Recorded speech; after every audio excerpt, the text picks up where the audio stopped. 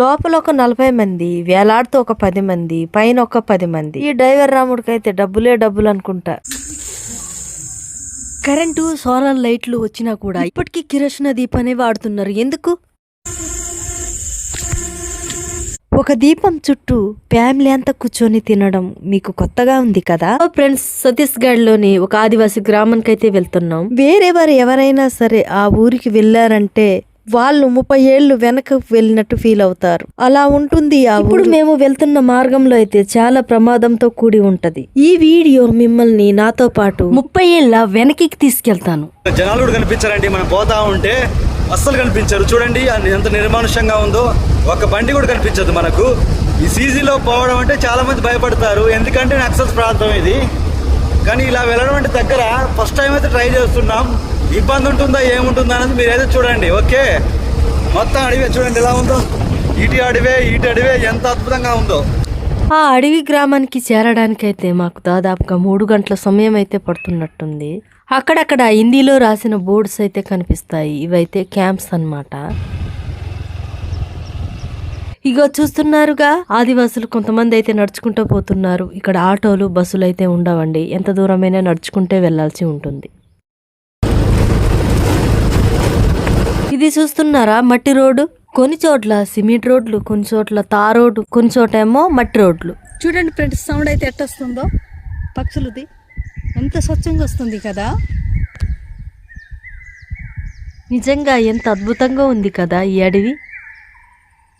కనీసం అప్పుడప్పుడైనా అడవిలో జీవిద్దాం ప్రశాంతంగా.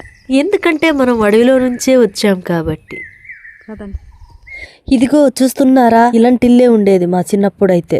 ఈ సీజీలో చూడ్డానికి అన్ని పెంకిటిల్లులే కనిపిస్తున్నాయి, ఆదివాసుల ఇల్లులు. పోతా ఉంటే మన క్యాంప్స్ అయితే వస్తాయండి. ఇట్లా ఈ క్యాంప్ చూడండి మధ్యలో వచ్చింది. కానీ క్యాంప్స్ అయితే మనకి ఇది రోడ్లో కనిపిస్తూ ఉంటాయి. మేము వెళ్తున్న దారిలో అయితే కొన్ని అయితే రీల్స్ అయితే తీసుకుంటూ వెళ్ళాము. మా ఆదివాసి తెగల్లో ఒక అమ్మాయిని ఒక అబ్బాయి పెళ్లి చేసుకోవాలంటే ఎదురుకట్నం ఇవ్వాలి తెలుసా. కొన్ని చోట్ల అయితే ఇలా వర్షం వచ్చి బురదతో నిండిపోయి ఉన్నాయి రోడ్ల మీద. మా ఆయన అయితే కొంచెం ఉంటే పడిపోయేవాడు.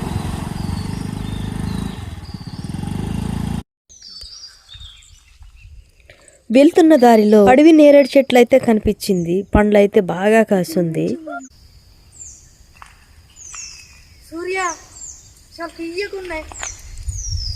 ఇవి సాసీదంగా దొరికే పండ్లండి. రూపాయి ఖర్చు లేకుండా ఎవరైనా ఏరుకొని తినొచ్చు.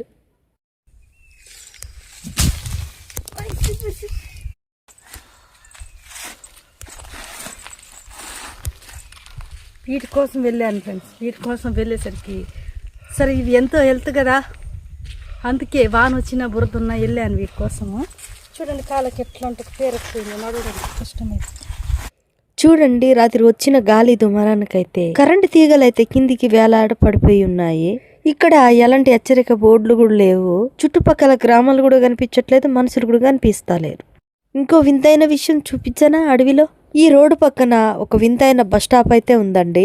కర్రలతో వేశారు, చూసారా, ఇదేనమాట. బస్ స్టాప్ అయి ఉంటది.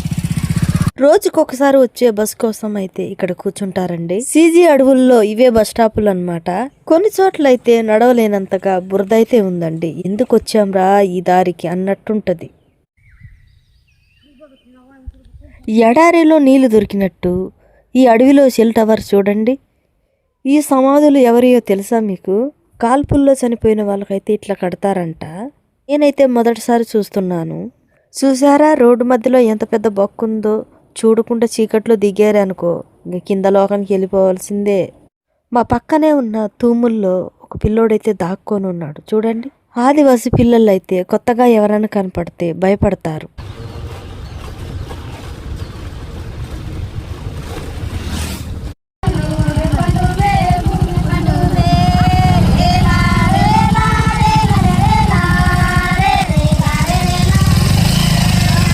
ఈ ఆదివాసీ ఆడవాళ్ళంతా రోడ్డు మీద వస్తూ పోతున్న వాహనాలైతే ఆఫ్ చేస్తున్నారు. ఆదివాసులైతే భూమి పండుగని ఘనంగా చేసుకుంటారండి. మన ఛానల్లో కూడా వీడియో పెట్టాను, చూసేయండి.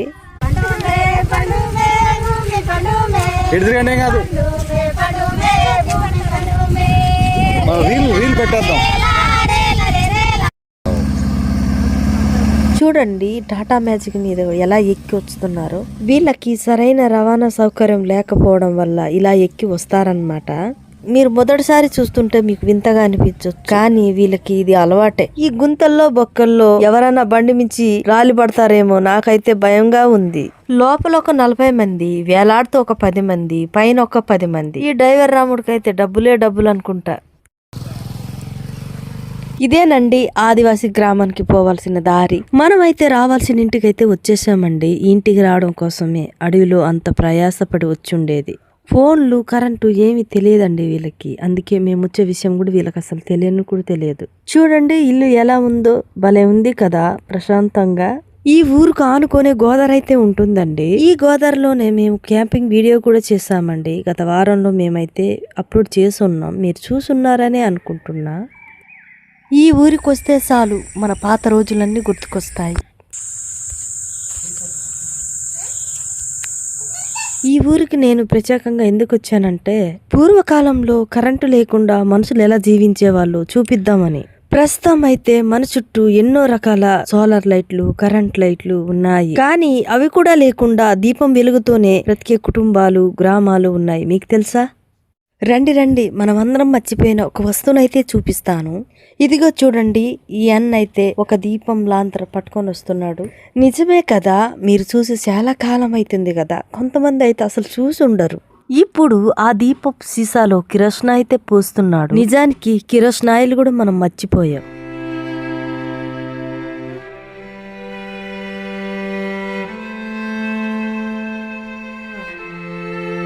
ఈ అడవి గ్రామాల్లో కరెంటు వేయడం చాలా కష్టంతో కూడుకున్నదే. నేను గతంలో ఓ కొండ మీద నివసించే గ్రామాన్ని అయితే చూపించాను మీకు. ఇలాంటి వింతైన ఊర్లు, కరెంట్ లేని వాడలు మీకు చూపిస్తూనే ఉంటాను. ఎందుకంటే కరెంటు విలువ మనకంటే వీళ్ళకే బాగా తెలుసు.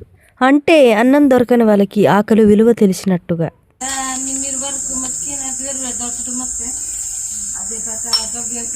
ఆ సీసాలో అయితే ఒక గుడ్డ పీలికైతే ఉంటుందండి. దాన్ని పైకి లాగి దాన్నైతే ముట్టించాల్సి ఉంటుంది అగ్గి పుల్లతో.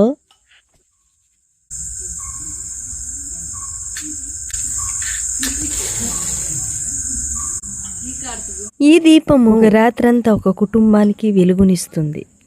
మీకు కరెంటు విలువ తెలియాలంటే ఇక్కడికి వచ్చి ఒక రాత్రి గడపండి. ఇలాంటి దీపం వెలుగులో ఎన్నో కుటుంబాలు జీవిస్తున్నాయి అడవుల్లో. వాటినన్నిటినీ మీ అడవి బిడ్డ రాధా ఛానల్ ద్వారా అన్నిటినీ చూపిస్తూనే ఉంటాను. ఇంతకాలం అయితే కరెంటు వెలుగుల్లో ఉన్నాను. మా ఊర్లో కూడా కరెంటు ఉంది. మొట్టమొదటిసారి ఒక 30 సంవత్సరాల వెనక్కి వెళ్ళిపోయాను. అంటే 30 సంవత్సరాల క్రితం మా ఊర్లో కరెంటు ఉండేది కాదు. మాది కూడా ఇటువంటి పరిస్థితే, కానీ ఇప్పుడు కరెంట్ వచ్చింది. చూడండి, ఇది చిన్నప్పుడు మాత్రం చూస్తున్నాను నేనైతే, మళ్ళీ ఇప్పుడే చూస్తున్నాను. మా చుట్టాల ఇంటికి వచ్చినప్పుడు ఇప్పుడు వెలిగించామన్నమాట. వంట దీంతోనే చేస్తున్నాం. చూడండి, చూస్తానా? కోడిగుడ్డు కూర చేసుకుంటున్నాం మేము.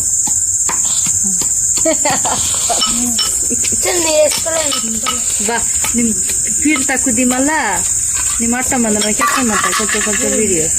మా కోసం అయితే గుడ్లైతే తెచ్చారండి. ఈ గుడ్ల కూర నిప్పుల పొయ్యి మీద వండబోతున్నా. మా ఆదివాసీ గ్రామంలో మసాలా ఐటమ్స్ లాంటివి ఏం దొరకవండి.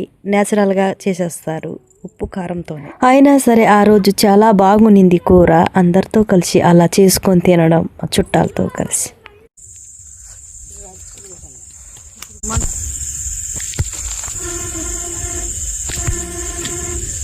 ఈ పొగ ఊదే గొట్టం చూసారా? ఈ పొగ గొట్టం కూడా మాయమైపోయింది కిచెన్ లో నుంచి. ఎందుకంటే కట్టెల పొయ్యిలు లాంటివి కిచెన్ లో వాడట్లేదు కనుక. మీరు గనుక ఇలాంటి పొగ గొట్టాన్ని ఉపయోగించుంటే కామెంట్ రూపంలో తెలియజేయండి. ఈ వీడియోకు సెకండ్ పార్ట్ కూడా ఉందండి. అది నెక్స్ట్ వీడియోకి రాబోతుంది. దానిలో ఈ ఊరుని చూపిస్తాను. ఊరుకు ఆనుకున్న గోదావరి అందాలు చూపిస్తా. ఈ ఊరులోని జనాలు చేసే పనులు చూస్తే మీరైతే ఆశ్చర్యపోతారు.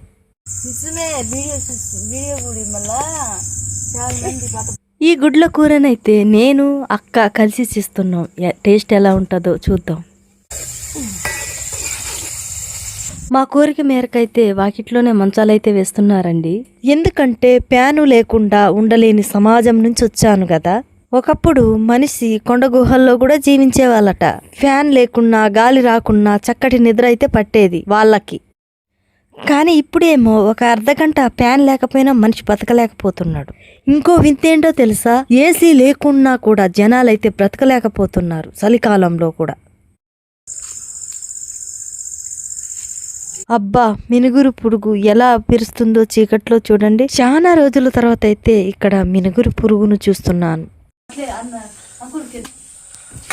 ఒక దీపం చుట్టూ ఫ్యామిలీ అంతా కూర్చొని తినడం మీకు కొత్తగా ఉంది కదా? నాకు కొత్తగానే ఉందండి. కానీ ఇంట్లో వాళ్ళకి మాత్రం కొత్తగా లేదు. ఎందుకంటే రోజు అలాగే కూర్చొని తింటారు గనుక.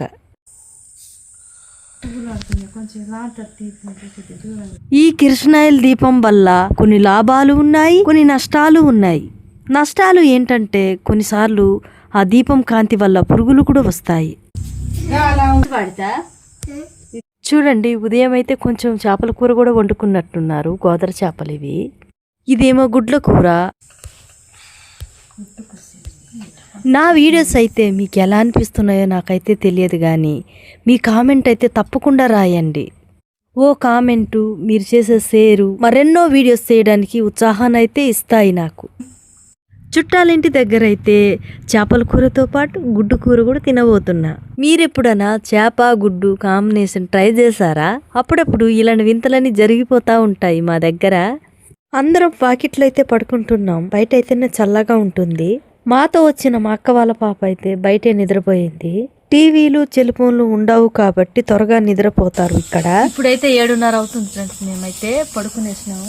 ఎందుకంటే ఈ ఊర్లో కరెంట్ ఉండదు కాబట్టి పెందలకాడే అన్నం వండుతాం, పెందలకాడే తింటాం అనమాట. పెందలాడే పడుకుంటాం. ఎందుకంటే కరెంట్ ఉంటే ఏదైనా తిరగొచ్చు. ఇంత చీకటి చూడండి, చీకటి ఉండవాలి, తిరగలేము. అంత భయంకరంగా ఉంటుందన్నమాట.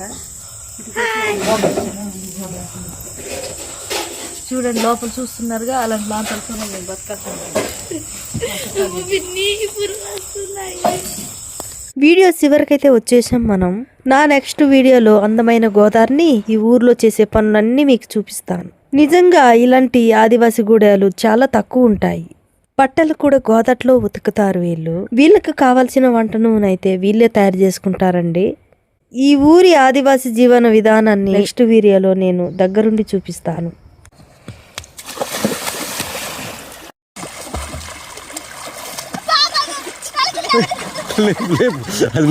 అది మునిగిపోయి అట్లా